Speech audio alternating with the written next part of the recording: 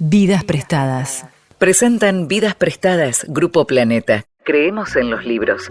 Esto es Vidas Prestadas, un podcast sobre libros y sobre mundos posibles, un espacio para la ficción, la no ficción, el ensayo, la poesía, las artes visuales, el cine, el teatro, la música, la literatura infantil, todo aquello que puedas imaginar que puede caber en un libro. Esto es Vidas Prestadas, un podcast para nosotros, los lectores. Y en este episodio de Vidas Prestadas entrevistamos a Alan Pauls para hablar de su libro de ensayos Alguien que canta en la habitación de al lado. Eugenia Ladra lee un fragmento de La mala costumbre de Alana Portero y Sebastián Menegas nos cuenta qué libros tiene en su mesita de luz. Vidas Prestadas.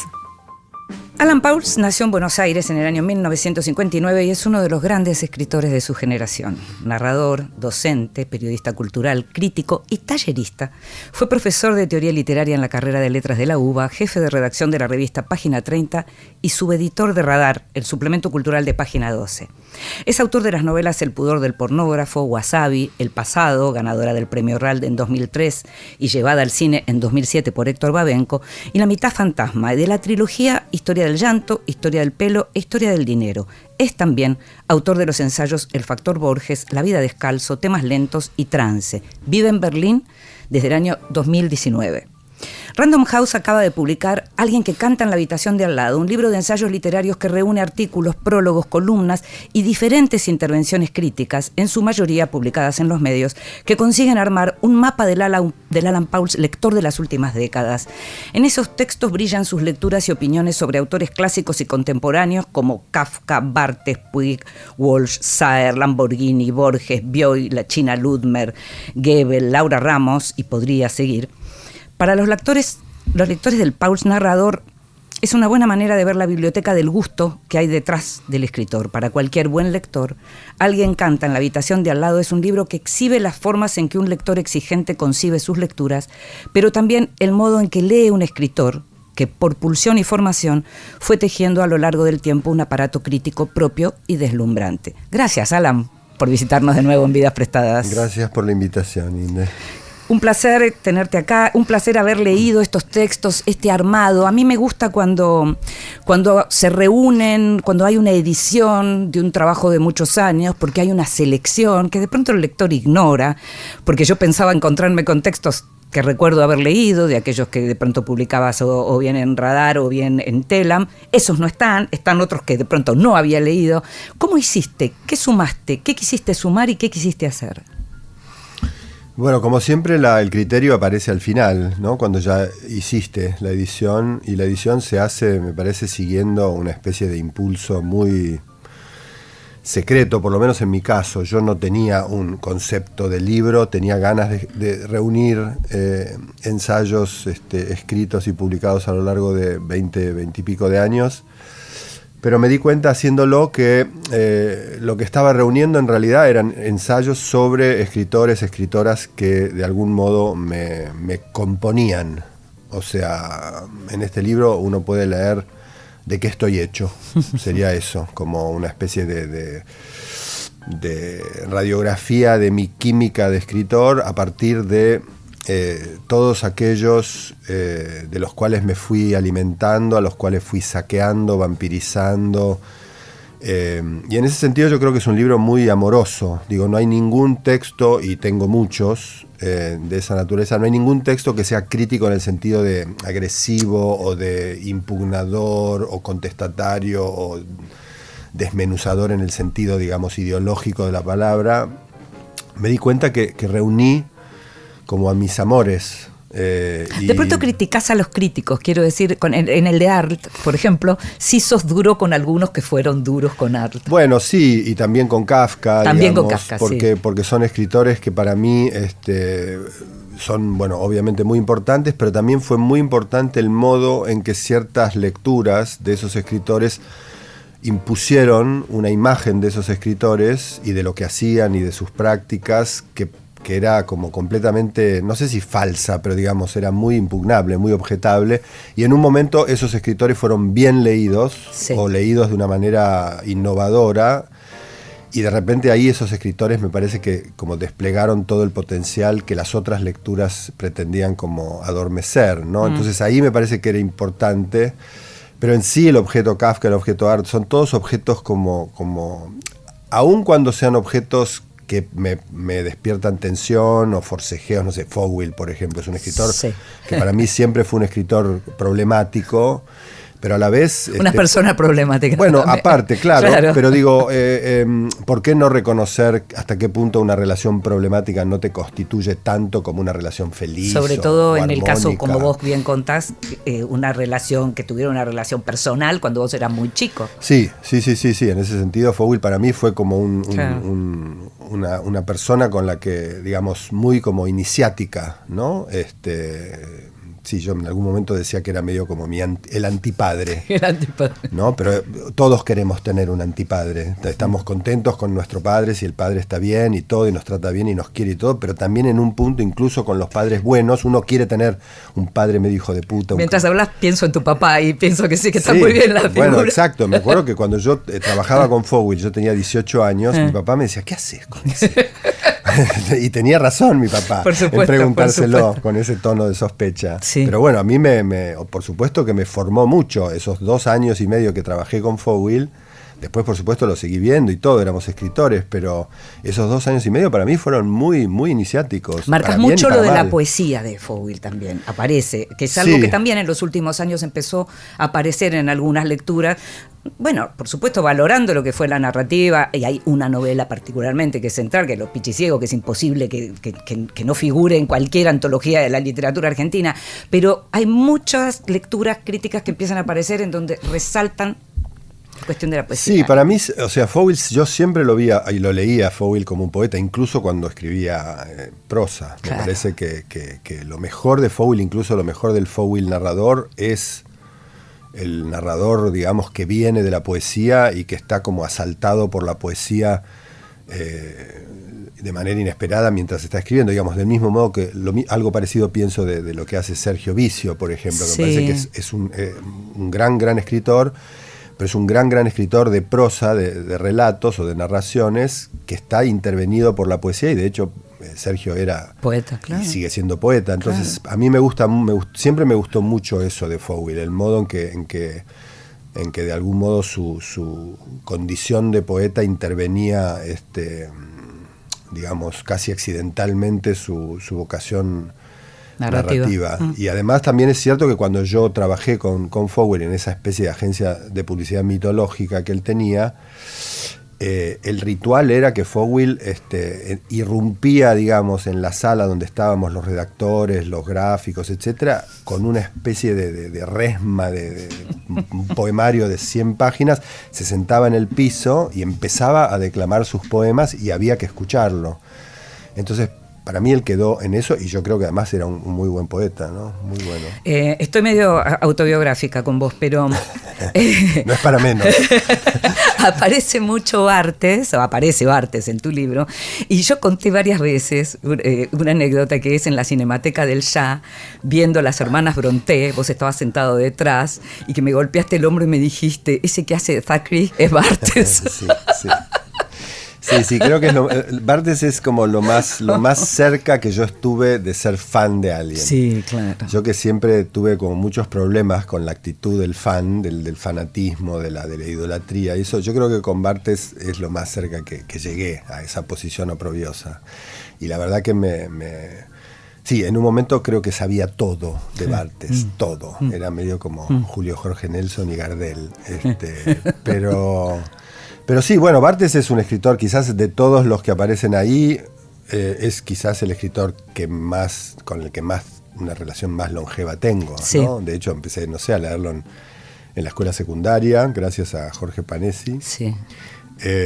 O sea, tenía 13, 14 años y no paré, entonces eso lleva ya medio siglo. ¿Vos podrías decir entonces que mucho de tu formación como crítico tiene que ver con esas lecturas iniciales con un tipo como Barthes, y con la idea de crítica de un tipo como Barthes? Sí, total. Bueno, es cierto que leía mucha gente en ese momento, era un momento muy voraz, y Barthes quedó siempre, y aún cuando en esos 50 años tuve muchas idas y venidas con Barthes, muchos momentos de no soportar más. Como en toda relación conyugal, Barthes se mantuvo, ¿no? Sí. Es como una especie de roca, es algo irreductible, que sobrevive a todo, y otros no, otros quedaron en el camino.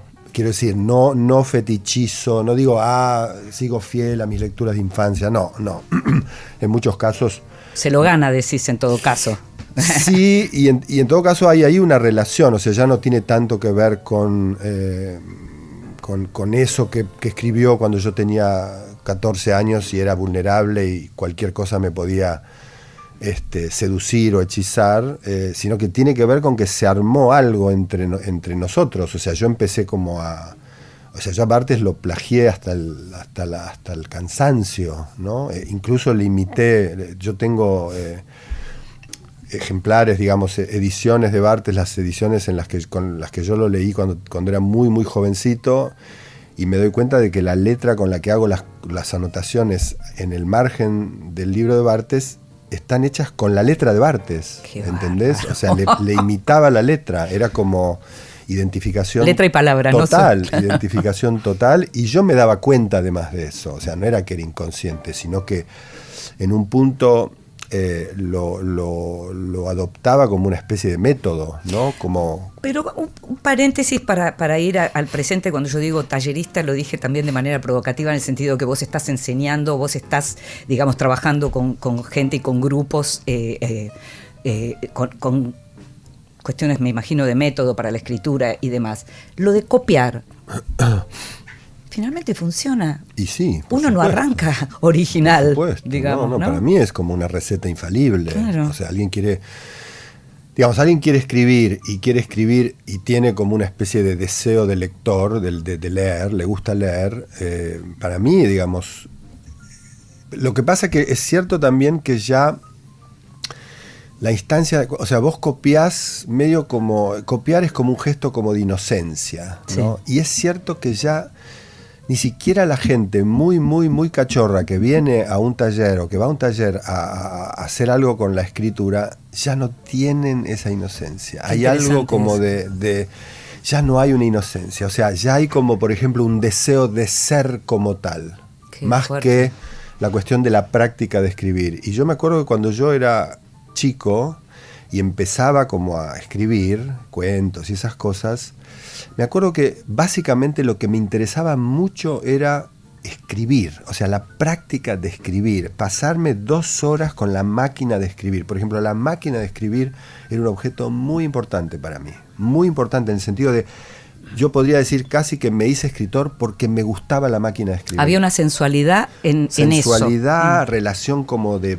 resistencia y lucha, había que pegarle fuerte a las teclas. Yo tenía una máquina de escribir, empecé a escribir con una máquina de escribir alemana que era de mi abuela alemana, una Continental. Era una máquina muy ruidosa, muy, muy linda, de esas máquinas como del siglo XIX europeas.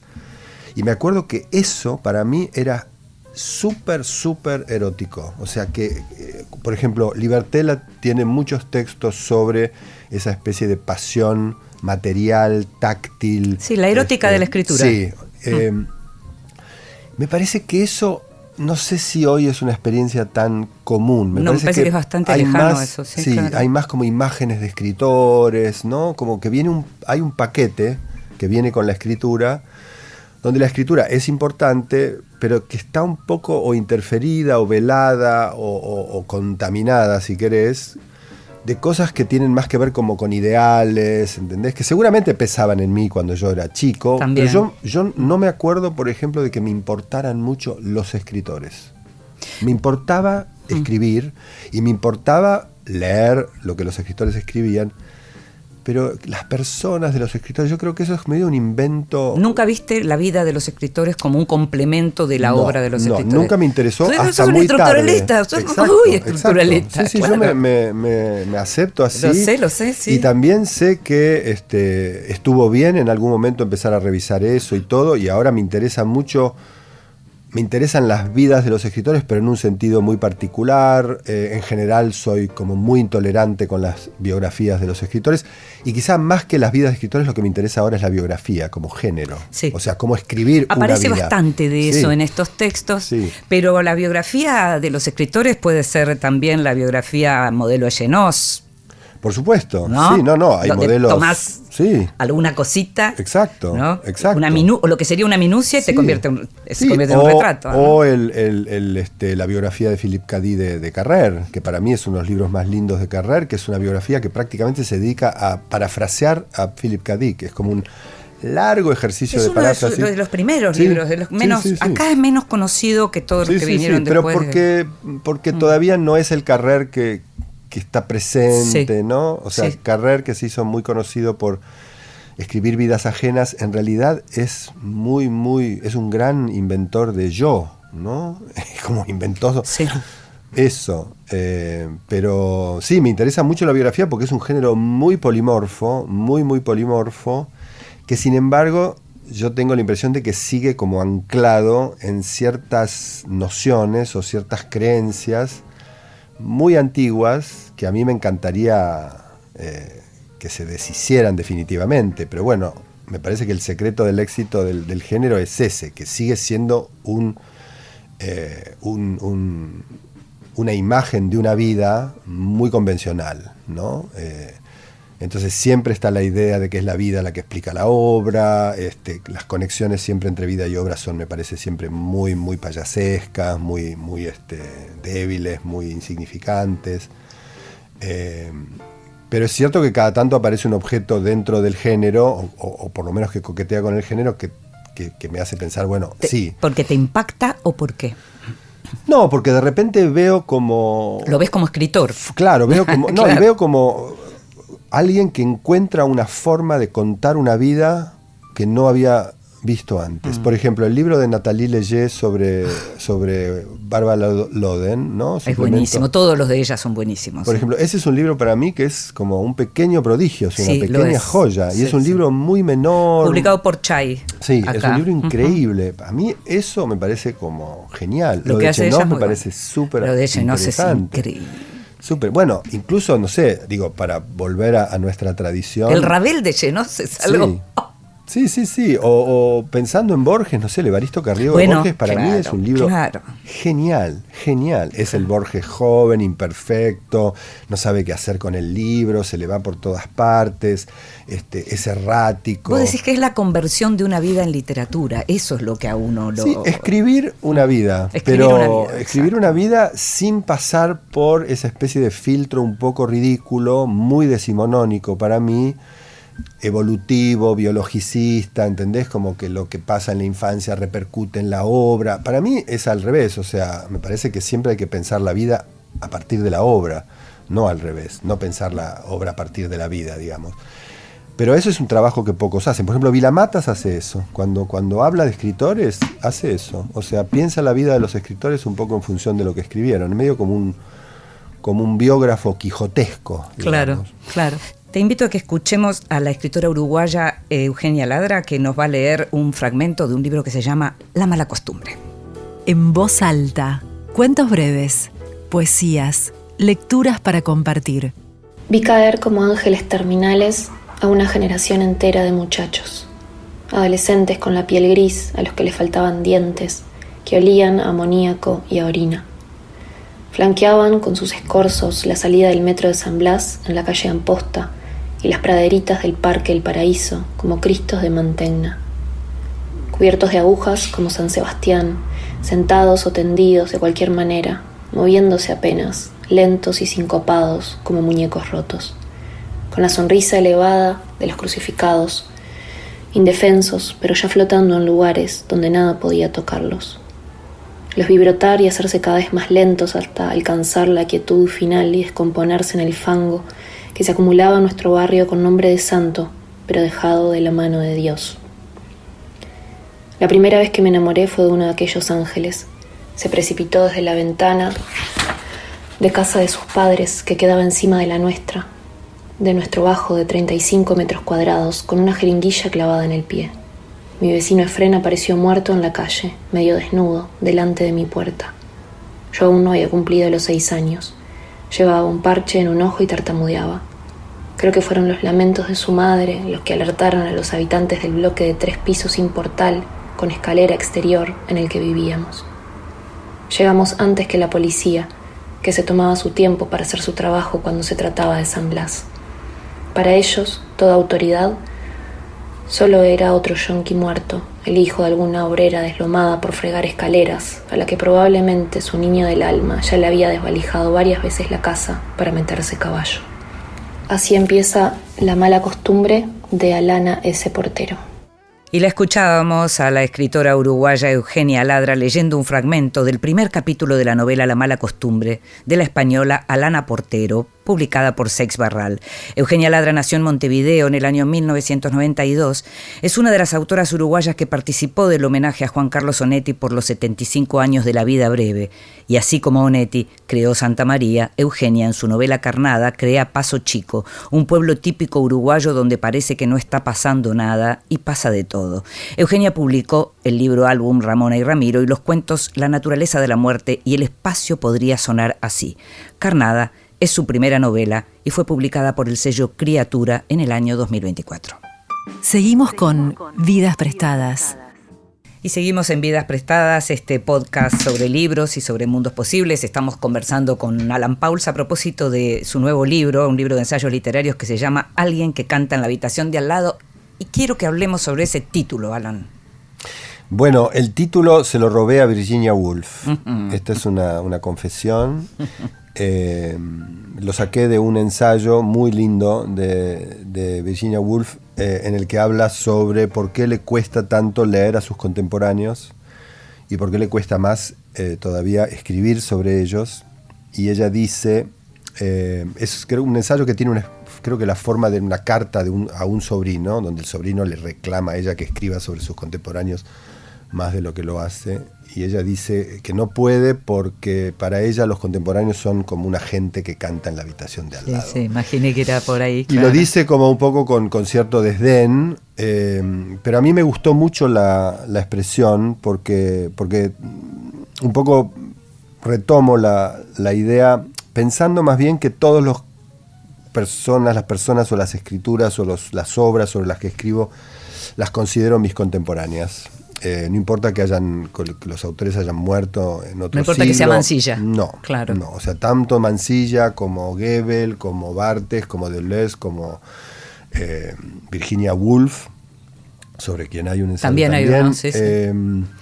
Para mí son mis contemporáneos en el sentido de que son escritores, escritoras, poéticas, literaturas con las que yo seguís estoy dialogando. En conversación. Claro, lo que decías de Barthes, sí. En definitiva, ¿no? Sí. Y me parece que hay algo en el libro como la noción de conversación que es importante. De hecho, hay un apartado dedicado solo a conversaciones que yo tuve con escritores. Sí.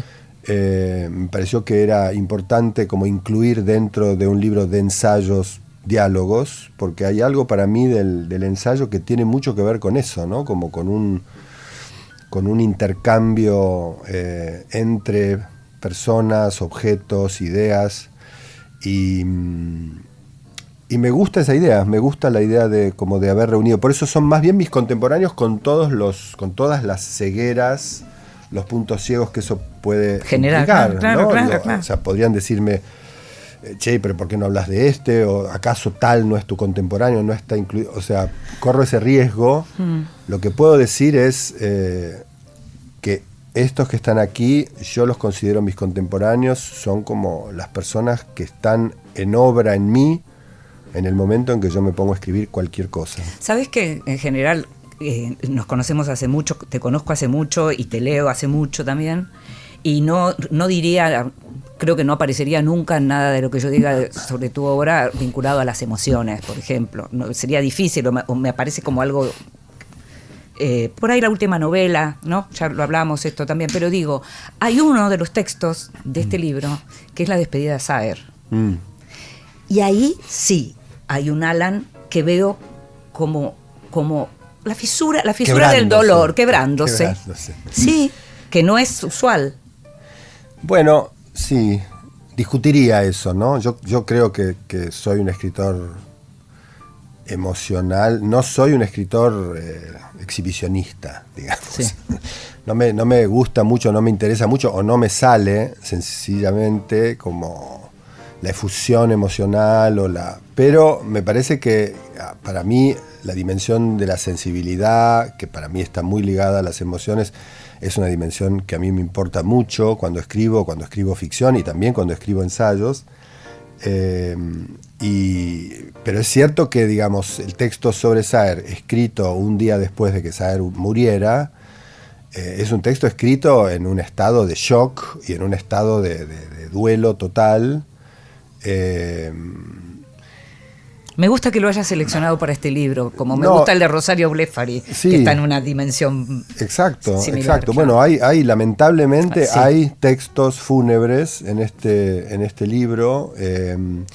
Está un texto que para mí también me pregunté mucho si lo tenía que publicar o si lo quería publicar, que es una serie de poemas. Te iba a decir armo que es una intervención muy interesante, una operación interesante. Claro, una serie de poemitas que armo con unos hilos de WhatsApp que intercambié con Sergio Cheifek, gran amigo y extraordinario escritor, poco tiempo antes de que él muriera, que también para mí es como una especie de documento fúnebre. Pero también es como una prueba total de amistad en el sentido de, o sea, la amistad otra vez como una modalidad de la conversación que para mí es algo absolutamente decisivo. Pero, digamos, creo que lo que quiero decir con la cuestión emocional es que, por ejemplo, si lees el texto sobre Saer, muere Saer y lo que yo escribo es empezar por pero, que es como, o sea, muere Saer y yo lo que pienso es que el texto de Lamayor al que aludo es un texto cuya primera frase es pero no sé qué, ¿no? Sí. Entonces, para mí la emoción de un gran escritor y un gran amigo también. Está en su lengua también. Exacto, Claro, entonces está lógico, como totalmente encapsulada lógico. en eso que por ahí para otros sería, ay, mira se acaba de morir su maestro y amigo, qué sé yo, y lo único que piensa es Y sí. una frase que empieza con pero. Que fue su maestro y amigo también porque escribía así. Exacto, o sea, uno se enamora, o sea, yo me hice amigo de Saer y lo adoré a Saer, básicamente por cómo escribía, o sea, yo antes de conocerlo a Saer y de emborracharme con él, leía sus cosas. Entonces, si Saer es algo para mí, es porque era capaz de empezar una frase con pero. Y a partir de ahí se construye todo lo demás, ¿no? El amor y la admiración. ¿Sí? Pero si no hay frase que empieza con pero, la verdad que, o sea, por ahí esa persona puede pasar totalmente inadvertida para mí. Y por ahí es un problema mío. Pero sí. Bueno, soy escritor, me relaciono con el mundo y con las personas un poco a partir de cómo hacen sus frases. No necesariamente tienen que hacer frases a la Saer o a la Proust para seducirme. Hay mucha gente que emite unas frases demenciales y también me encantan. O sea, pero es cierto que la frase para mí es un gran objeto erótico y de amor y de atracción y de seducción. Y que siempre fue como insumo para tu propia escritura también, sí. Porque por esto que estamos hablando de con lo que dialogás. Decís algo en el texto sobre María Moreno que es buenísimo, porque es buenísima María Moreno, por otra parte, ¿no? Es muy difícil sustraerse a lo que provoca esa escritura y sí. esa manera de ser un género en sí mismo, como es ella.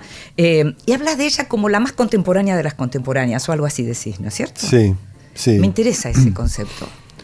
Sí, me parece que ella tiene algo muy, muy genial, que es que está como al tanto de todo, está enterada de todo. Es como si hubiera leído siempre lo último que se escribió sobre todo. Y nunca deja de ocupar una especie de posición muy fechada, ¿no? su biblioteca sabemos que viene de los años 50, 60, 70, sus ideas vienen también de esa órbita, Su sabemos modo de que mirar, viene, claro. sí, sabemos que viene del psicoanálisis, del psicoanálisis lacaniano, del estructuralismo, de una especie de marxismo, de freudo-marxismo muy, muy extravagante.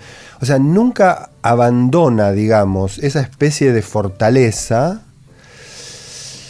Y a partir de esa fortaleza está en todas partes antes que nadie. Y para mí eso es una cosa como prodigiosa, ¿entendés? Porque no es alguien que está a la palla en el sentido de... No. Es claro. como tiene su vocabulario, su léxico, su lengua, su idea, su programa. Y ese programa es como si le permitiera moverse en todas las direcciones, ser siempre la más filosa, ser siempre la más perspicaz. Y nunca está de moda. Es como si...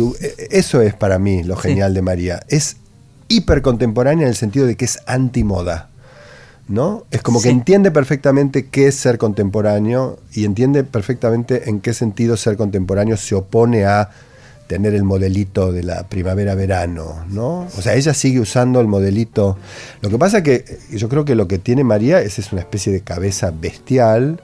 Y el modo en que ella o su cabeza o lo que sea procesó esa biblioteca, ese programa, esas ideas, esas matrices teóricas o políticas, es algo increíble, ¿no? Porque el nivel de rendimiento que les da a esas retóricas, a esos pensamientos, es algo que nadie logró hacer. Es muy lindo cuando ella habla de ella y de cómo cómo ella procesa sus propios textos y habla de su cartoneo de sí misma. Sí, bueno, ella tiene un poco esa esa prédica, ¿no? Como la cartonero, el bricolage. Sí, la lumpen, la ciruja del saber. Sí. Yo creo que es cierto eso, en el sentido de que hay algo como muy bárbaro, ¿no? En lo que hace, que es una tradición muy argentina, creo, como de una especie de autodidactismo, medio a la Mazota, un poco a la Germán García también. Hay algo muy lindo en esa tradición para mí, como la idea del autodidactismo. Pero me parece que lo que no dice María es como la cantidad de operaciones que hace con esos cartones que recoge, ¿entendés? O sea, ahí hay como una sofisticación de la que omite el arte, digamos, en un punto, ¿no? Exacto, claro, exacto. Su arte. Exacto. Omite todo ese proceso increíble, muy, muy, muy refinado, me parece muy sofisticado. Porque, bueno, conocemos muchos cartoneros del saber y no todos llegan a las cimas. No escriben así. A las que llega. Y después lo que hay que decir también es que efectivamente María es una escritura pura. O sea, ella hace pasar todo eso por la escritura. Digo, es imposible imaginar que la cabeza de María pudiera tener otra lengua que la que tiene cuando escribe, ¿no? O sea que también inventó eso, inventó la lengua para esa manera de procesar los cartones. Otra mujer que aparece y que fue fundamental, le imagino, para vos, es Josefina Ludmer, la China Ludmer, que fue maestra de muchos, y en tu caso vos estuviste muy cerca de ella. Aparece el texto que tiene que ver con los seminarios, aparece el texto de una de sus obras, El cuerpo del delito. Háblame un poco de la China. Bueno, la China es maestra de leer, por supuesto. Yo no podría haber leído nada si no hubiera pasado por ella. Yo estudié con ella 3 años en los grupos privados que hacía en la época. Universidades de las catacumbas. Sí. Entre el final del secundario, yo terminé la secundaria en el 76 y ya en el 76 estaba estudiando con ella y estudié con ella hasta el 79, en que decidí entrar a la universidad. O sea que me formé con ella durante 3 años antes de entrar a la universidad. Sabía que entrar a la universidad en el 76 era una experiencia muy poco deseable. Entonces decidí como eso, como, bueno, ¿formarte? Por lo menos no me voy a tirar a ese infierno sin estar preparado. Entonces me parece que me entrené con China. En 3 años estudié, o sea, leí, estudié. ¿Lecturas críticas es de esa época? Lecturas críticas es un poquitito después, es del 80. pero es un desprendimiento evidente claro. de los cursos de la China.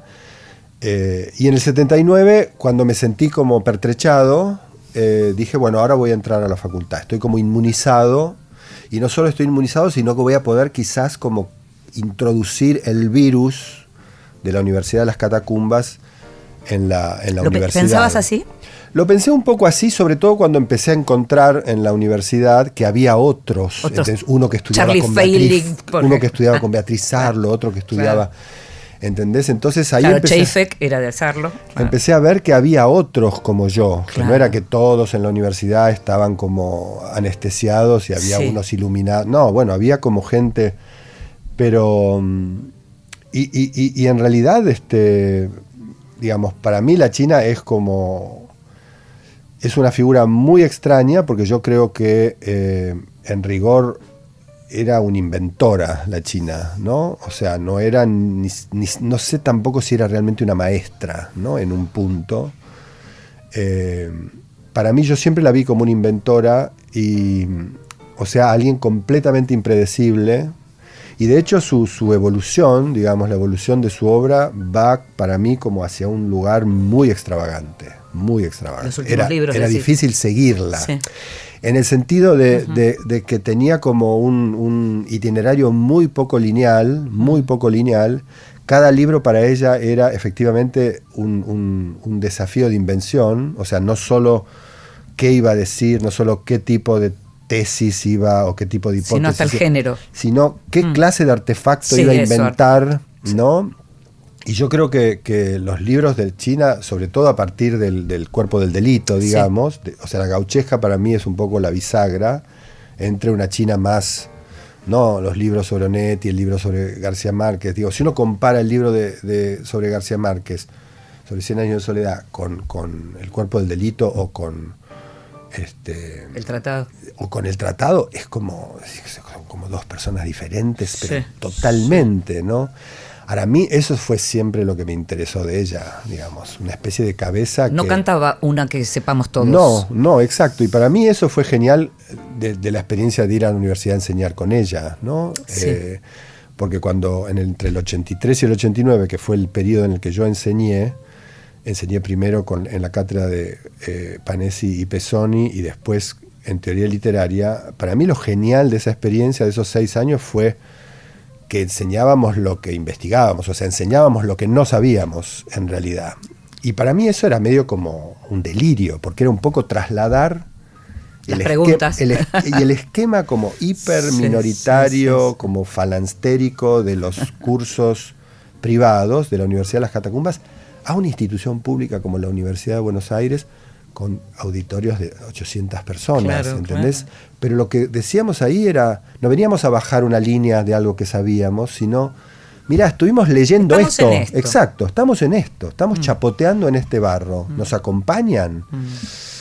Y eso creo que es una experiencia totalmente única. Claro. No podía durar, por supuesto, claro. Es muy difícil que eso cuaje en una institución. Pero esos 6 años para mí fueron como una fiesta total. Te hago la última, y tiene que ver con tu lugar como narrador y tu lugar como ensayista o crítico. ¿Hay algo en donde vos tenés momentos que te sentís más representado por una forma de la escritura que por la otra? ¿Te emociona, ya que estábamos hablando antes de la sensibilidad, te emociona de la misma manera cuando trabajas un texto de no ficción, como son estos más duros, si querés?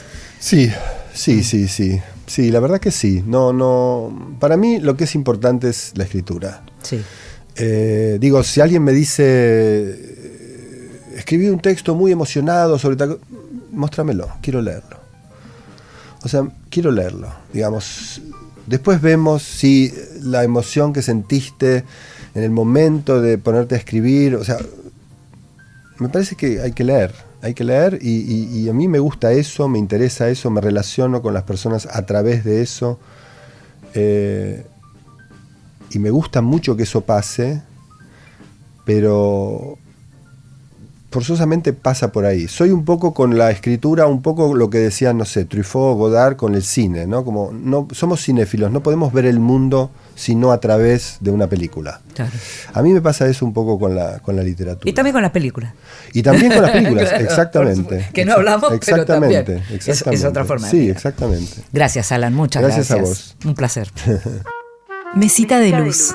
Grandes lectores nos cuentan qué están leyendo. Hola, ¿cómo están? Soy Sebastián Menegas, narrador, crítico y director de cine.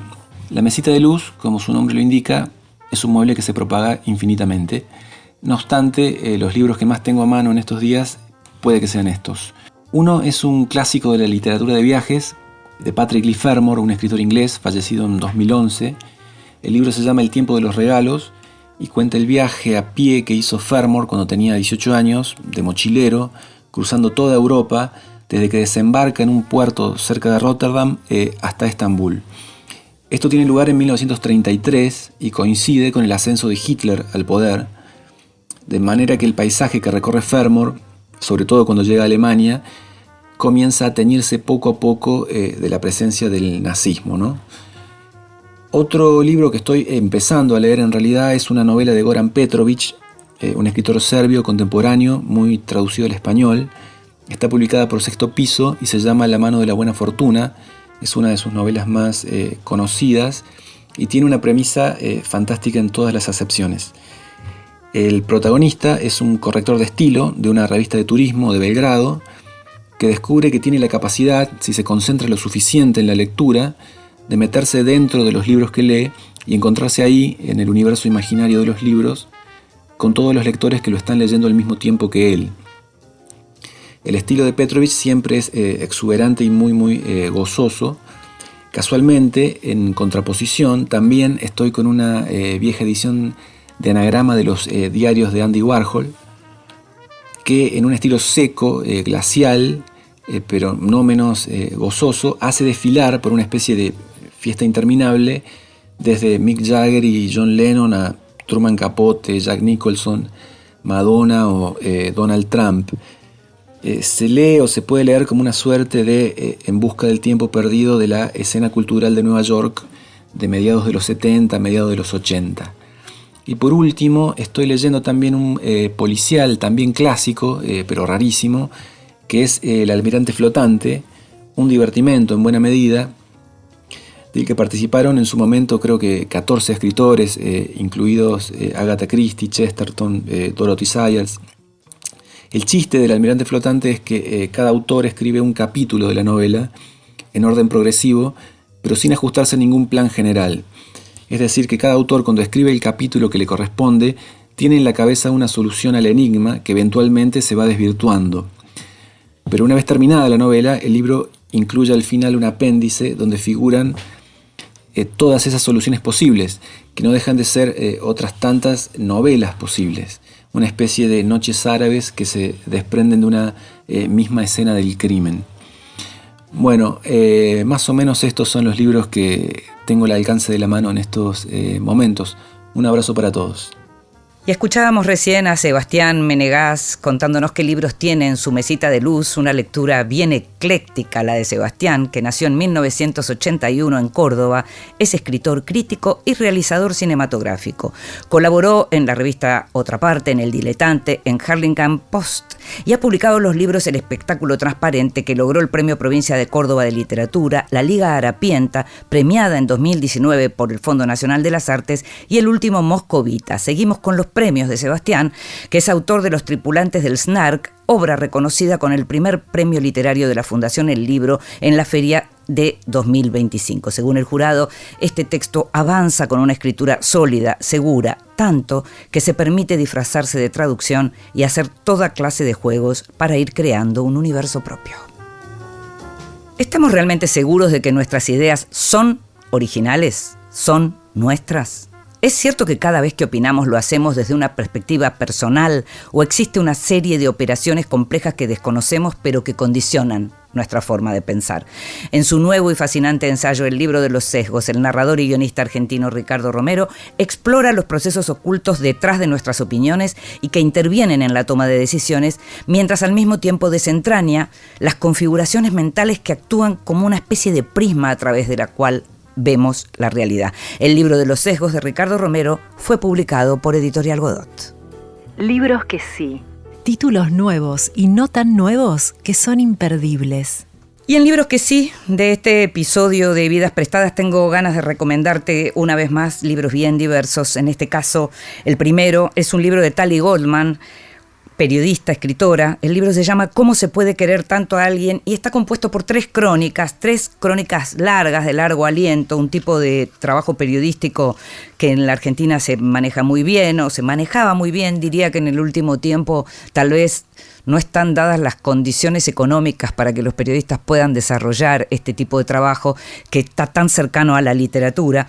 En el libro de Tali Goldman, que te comentaba, tiene estas tres crónicas, arranca con una frase de Tomás Eloy Martínez que está muy buena, que es del libro Periodismo y Narración, y que en realidad no te la voy a leer porque es muy larga, pero hace alusión a lo que significa poder contar a veces la historia de una persona para entender el drama de una comunidad.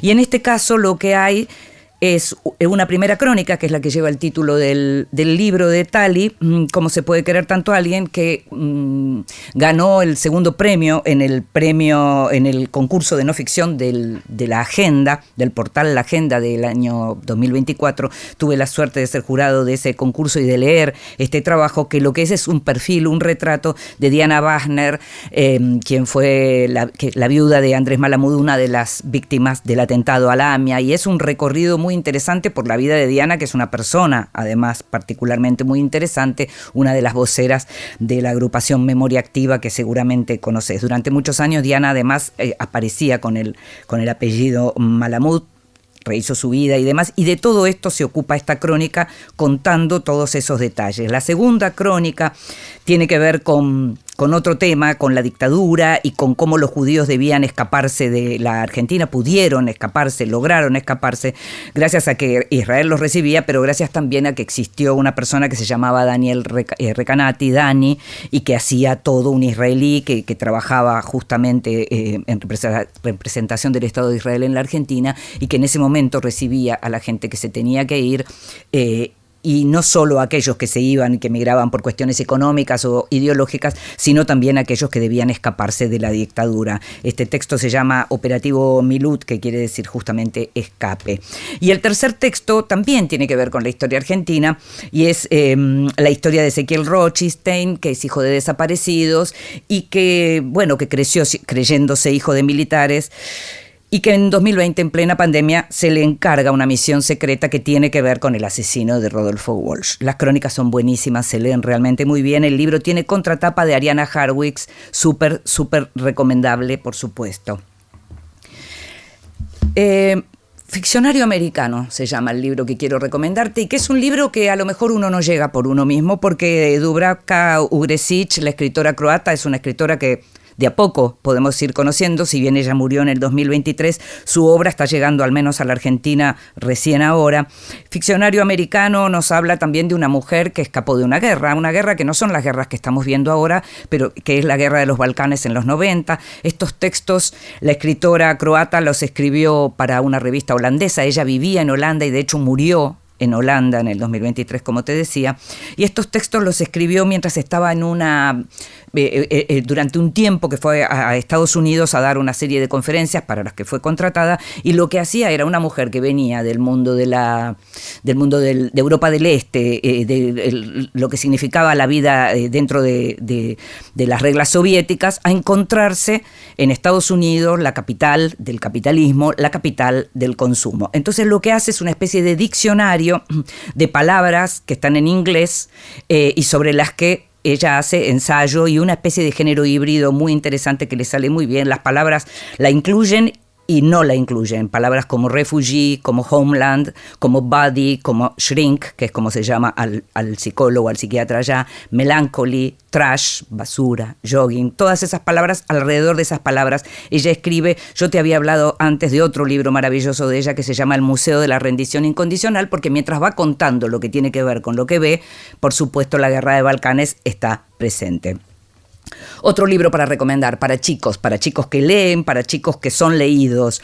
Las aventuras de Ulises, que es una versión libre de La Odisea, publicada por Siglo XXI, con el mismo equipo que hizo La Guerra de Troya, Nicolás Schuff y Mariana Ruiz Johnson. Es un libro con ilustraciones, es un libro que tiene el sentido del cómic y que al mismo tiempo muestra cómo los clásicos. ¿Por qué los clásicos son los clásicos? ¿Por qué se puede volver una y otra vez a los clásicos y reversionarlos y adaptarlos y volver a fascinarse con las historias de los dioses superpoderosos, con las hechiceras, con las tormentas furiosas, con las sirenas o incluso con los gigantes de un solo ojo? Este libro, entonces, Las aventuras de Ulises, Nicolás Schuff, Mariana Ruiz Johnson, Siglo XXI Editores. Por último, quiero agradecerle a Mil Botellas, que me envió la reedición de En esta dulce tierra, la novela de Andrés Rivera del 1984, que marcó un hito en la obra literaria de este escritor argentino, porque es el comienzo de las novelas de Andrés con fondo histórico. Al mismo tiempo quiero agradecerle también a Prometeo, que me mandó todos nuestros incilios, un ensayo de Gabriela Saidón que trabaja sobre las dictaduras en el Cono Sur, desplazamientos, escondites y silencios bajo el terrorismo de Estado y después. Hemos leído mucho sobre exilios, sobre incilios, que son estos desplazamientos obligados, leímos menos. Por último, gracias a Manuel 40, que me mandó su ensayo sobre todo, publicado por Casa Grande, que reúne varios de los artículos que Manuel viene publicando en los últimos años. Y llegamos al final de este Vidas Prestadas. En la operación técnica estuvo Matías Papapietro, en la operación de video Julia González Biondini, en la producción de Vidas Prestadas, como siempre consiguiendo todo y mucho más, Gustavo Kogan. Me llamo Inde Pomeraniec, nos estamos escuchando. Chao.